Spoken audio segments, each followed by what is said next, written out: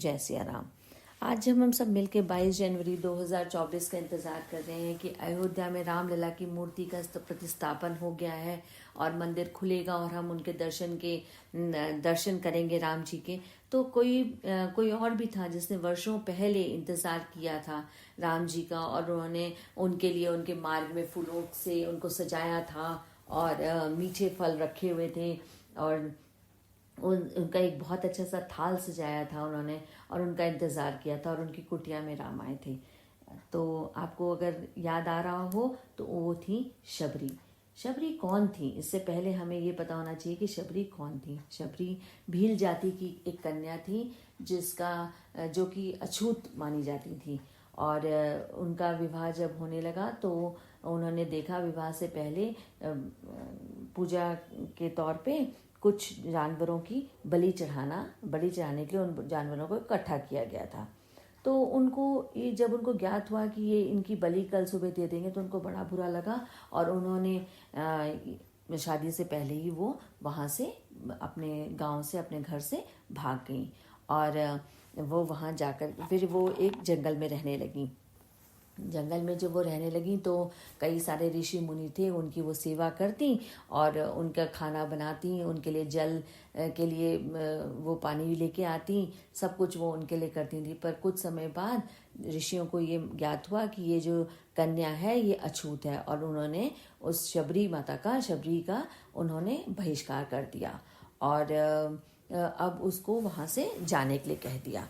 तो वो जब जाने लगी तो एक मतंग ऋषि थे, उन्होंने उनको अपनाया और उनको आज्ञा दे दी कि वो उनके लिए पानी, उनके लिए भोजन की व्यवस्था कर सकती हैं।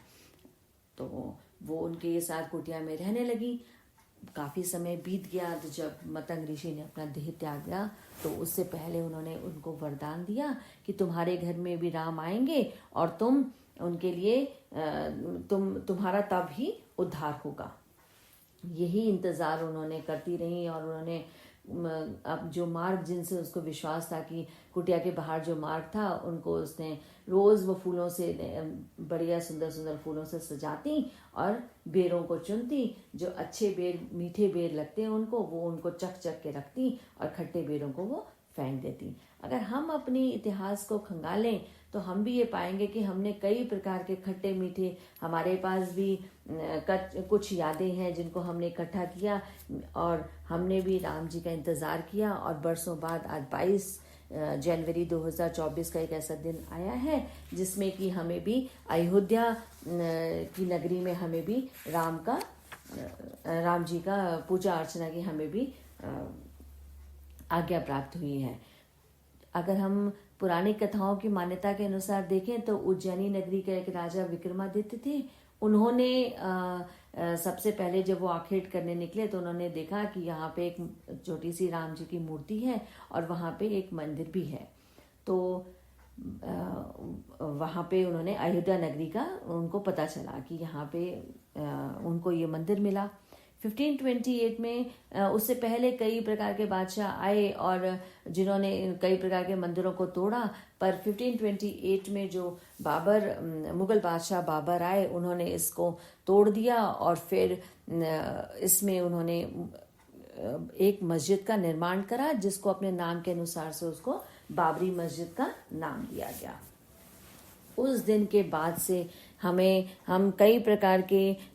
सबूतों के साथ जो आर्कोलॉजिकल सर्वे ऑफ इंडिया ने हमें बताए कि इसमें कई प्रकार की देवी देवताओं की मूर्ति इसके अंदर है छुपी हुई, और कई प्रकार के हिंदू ग्रंथों से हमें ये पता चला कि यहीं पे हमारे मंदिर पहले राम जी के निवास स्थान था, जो जन्म स्थान था वहीं पे इनका निवास था और यहाँ पे एक मंदिर था। 1885 में महंत रघुबीर दास जी ने फैजाबाद जिला की अदालत में याचिका दायर करी कि बाबरी मस्जिद के इस ढांचे के बाहर एक छतरी बनाने की अनुमति मांगी, और उसके लिए उन्होंने याचिका भी दायर कर दी। 1949 में इस ढांचे के बाहर बीचों बीच एक रामलला की मूर्ति भी रख दी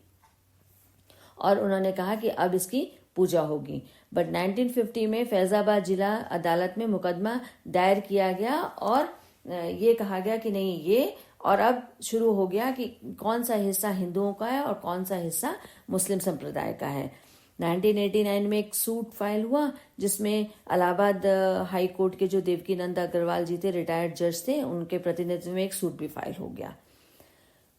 काफी उतराव चढ़ाव देख करके उसके बाद ये निर्णय कोई आ ही नहीं पा रहा था कि, और हर बार ये जो यथास्थिति बनी रहती, कोई भी निर्णय नहीं ले पाए। इसके लिए 25 सितंबर 1990 में जो लाल कृष्ण आडवाणी जी थे, उन्होंने भी एक रथ यात्रा करी गुजरात से सोमनाथ तक की, पर फिर भी कोई भी यथास्थिति बनी रही, कोई भी इसका जो फैसला था वो नहीं आ पाया। 13 मार्च 2003 में सुप्रीम कोर्ट ने कहा कि जो अधिकृत जमीन है उसमें कोई भी प्रकार की धार्मिक गतिविधि की इजाजत नहीं दी जाएगी, कुछ भी नहीं होगा, जैसा है वैसा ही ये रहेगा। और 30 सितंबर 2010 में इलाहाबाद हाई कोर्ट ने 2:1 की रेशियो में इसको कहा कि ये कुछ क्षेत्र जो है वो सुन्नी वक्फ बोर्ड और जो दूसरा हिस्सा है वो निर्मोही अखाड़ा और रामलला के बीच में इनको बांट दिया जाएगा। 2017 में सीजीआई जो जेएस खेर के प्रतिनिधित्व में भी पक्षों के बीच अदालत के बाहर समझौते का दिया गया कि भाई अब 2017 में ये बताया गया कि इसको अदालत के बाहर इसका समझौता हो, परंतु फिर भी कुछ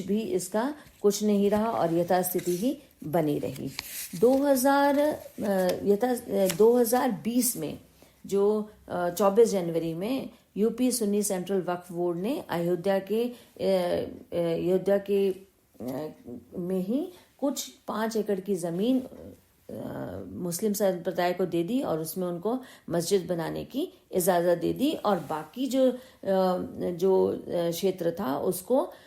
मंदिर बनाने के निर्माण कार्य हेतु लगाने की परमिशन दे दी। और 5 फरवरी 2020 में ये जजमेंट आया कि अब ये जो एक राम मंदिर बनाने के लिए एक ट्रस्ट बना दिया जाएगा और उसमें मंदिर की स्थापना करी जाएगी। 5 अगस्त 2020 में पीएम मोदी ने राम मंदिर की आधारशिला रखी और अब उस आधारशिला का रूप एक मंदिर ने ले लिया और उस पे एक मंदिर बनाया गया, जिसका कि उद्घाटन 22 जनवरी 2024 को 22 जनवरी 2024 को होगा। और इसमें इस दौरान अगर हम पूरा का पूरा इतिहास देखें और पूरा का पूरा इतिहास अगर हम खंगालें तो हम ये मानते हैं कि कुछ समय पहले शबरी ने इंतजार किया अपने राम जी का अयोध्या में आने के लिए, और मतंग ऋषि जो थे उन्होंने उनका उद्धार किया और उन्होंने एक राम जी के आने का उन्होंने बताया कि अब इस समय पे राम जी आएंगे। उसी प्रकार अगर हम देखें तो माननीय प्रधानमंत्री मोदी जी ने भी हमारे को कितने वर्षों के जद्दोजहद और संघर्ष के बाद हमारे लिए भी एक वो दिन आया है जिसमें कि हमारे राम जी जो हैं वो हमारे सबके घरों में आएंगे और हमारी अयोध्या नगरी में एक मंदिर बनेगा। इन्होंने हमें राम जी से मिलवाने का एक मार्ग प्रशस्त किया और इस कार्य के लिए हम प्रधानमंत्री मोदी जी का विनम्र भाव से धन्यवाद देते हैं। जय सिया राम, जय सिया राम।